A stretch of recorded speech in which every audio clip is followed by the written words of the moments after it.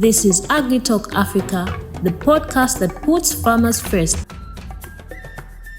Farmers and followers of the Agriculture and Cooperatives Awards, also known as the Agricoop Awards. My name is Tionge Kacheche, and I would like to welcome you to the AgriTalk Podcast, a special series called Road to the Agricoop Awards 2026. So over the coming weeks, have you seen on our social media, we are just meeting up with the previous winners of the Agricoop Awards to just discover what has happened since they received their recognition for their outstanding contribution to the food security of Zambia. At the Agricoop Awards, of course, we believe in celebrating success, documenting progress, and sharing inspiring stories that motivate and empower other farmers across Zambia and also beyond. Today, as part of the AgriTalk podcast, we are privileged to be visiting Abraham Madambi here in Chibombo district. Abraham was crowned Young Farmer of the Year 2026 at the Agricoop 2025, at the Agricoop Awards, a category sponsored by McKinney Seedlings. That was a category called Young Farmer of the Year. So he did win Young Farmer of the Year at the Agricoop Awards 2025. And as part of his win, he was provided with tomato seedlings.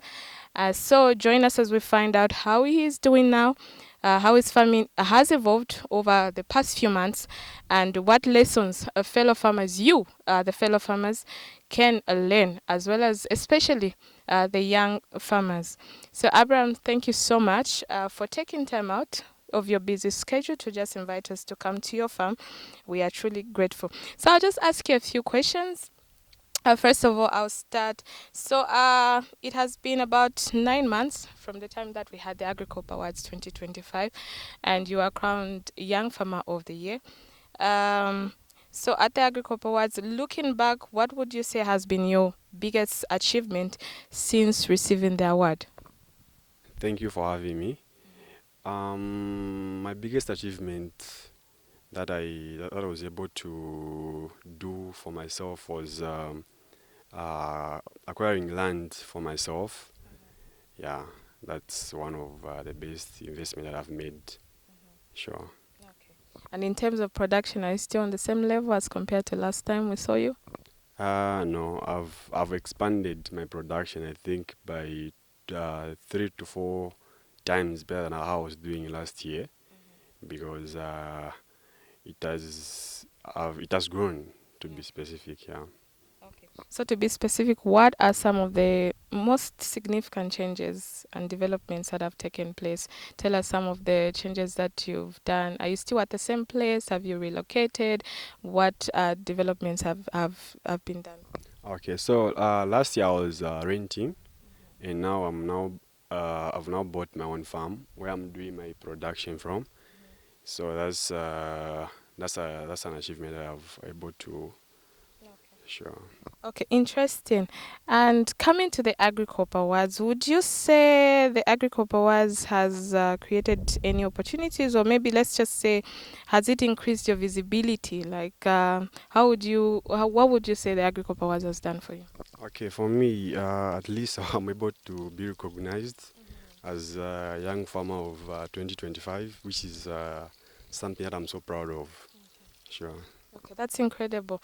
So every success obviously has its own challenges. We're not going to forget that. Obviously, even you, as you have been able to do all these things, obviously you do have challenges. So what are some of the challenges you faced over the past few months, and how have you managed to overcome them? Okay, so I will try to explain this. Yeah, when I bought this land, I never really met my expectations.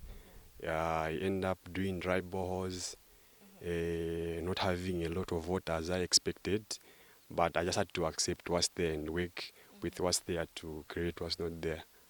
Sure. Okay, interesting. And with the coming of you being, with becoming the Young Farmer of the Year, rather, and other farmers with visibility, other young farmers having seen you that you're the Young Farmer of the Year, in your experience, what ways have you been able to support those people that have been reaching out to you, like mentoring or sharing knowledge, especially the young people? Sure. Anyway, like any other person, I still share with what I know to other people who I need, in terms of if they ask for an advice, maybe they need help financially, I'm able to step in what I can. Okay, interesting. So now, what message would you like to share to the youth? You talked about advice or those things that you did tell the youth. What message would you share to a youth, especially one that is considering venturing into farming and their first time? I mean, Okay, it's never too late, and I don't have to wait until you get old for it to start farming. Because for me, I think I'm a testimony to what farming can do at a very young age. Yeah, sure. well, that's a testimony that we've been part of. We've seen actually what that has done for you. And so this category was sponsored by McKinney Seedlings. And it's been 9 months, of course, and some days since you are crowned Young Farmer of the Year. So looking back, you did plant, McKinney Seedlings did supply you with tomato seedlings. What would you tell us about those tomato seedlings from McKinney Seedlings in terms of performance on your farm, looking at growth, yield, and overall productivity the time that you had planted?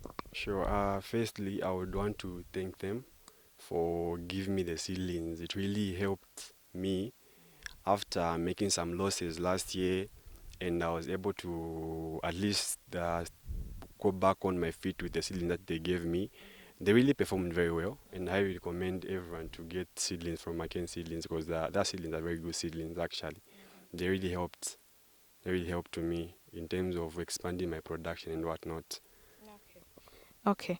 And just before we go any further, I'll just ask you some questions. I'm calling them fun facts so that the audience can get to know more about you. So the first time, not the first time actually, when you came to the Agricoop Awards, you didn't know that you were the winner, right? Sure. Yes. So now, when your name was mentioned that you are the Young Farmer of the Year 2025, what went through your mind? Actually, to be honest with you, I never really wanted to attend them, because I never thought I could win that award. With how competition is in Zambia, the youth are now taking up the places, and I was like, is it worth it for me to go? And I was just advised by friends and family, no, just attend, whatever comes, accept it. So when it was announced, I was really happy. Actually. I was actually emotional. Now I'm just a man, I can't cry. Why can't you cry? Men do cry. Men do cry. Yeah. And then my second question is, what is the most money you've ever made from farming? uh, I say I would.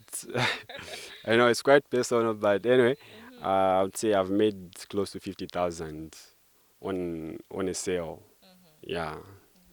No, it's an encouragement actually to the youth out there. We are promoting agriculture as a business and especially want to make it more attractive to the youth. So if the youth hear this, they will know that actually farming is an actual business and not just farming to eat at home. No, that's incredible. And then my other question is, what was the first thing that you bought from that 50,000? By then, my major interest was trying to expand my production. So by then, I never really bought anything that I can say in terms of asset or what, but I had to retain the money into the production, so at least I should be able to invest more in the business. So that 50,000 was retained in the business, and it did well again. So you retained the whole 50,000 in the business. How old were you at the time? By then I was, let me say 19, turning 20, 19, turning 20, somewhere there. And at that time we had iPhone what? Was it like the latest iPhone was like iPhone 15? Okay. So you took all the money back without buying an iPhone 15. Okay, incredible. That's an encouragement to the youth out there. A lot of focus, a lot of discipline. And can a young person, my next question, can a young person become financially independent through farming? Yeah, it's very possible, because farming has good money as long as you are disciplined, you are focused, you know what you want, and you know what you are doing. Sure. And what is that one crop that has made you the most money? Tomatoes. Yeah, tomatoes have really made good money through tomatoes. Yeah, and I should recommend anyone who wants to join farming, As for my side, if they come to ask an advice from me, I would highly recommend for them to start tomatoes, because in 2 months, 2 weeks, you start harvesting. Yeah, that's one thing with tomatoes. Incredible. And then, how much land did you start with? Of course, you've expanded, but when you first started, how much land did you start with? And then you tell us how much land you have now. When I started, actually, I started with something less than a hectare. But for now, I've gone up to 16 hectares, and I'm able to use something close to 5 hectares on tomatoes. In let me say, every year now, I'm able to use at least something close to 5 hectares for tomatoes. Sure.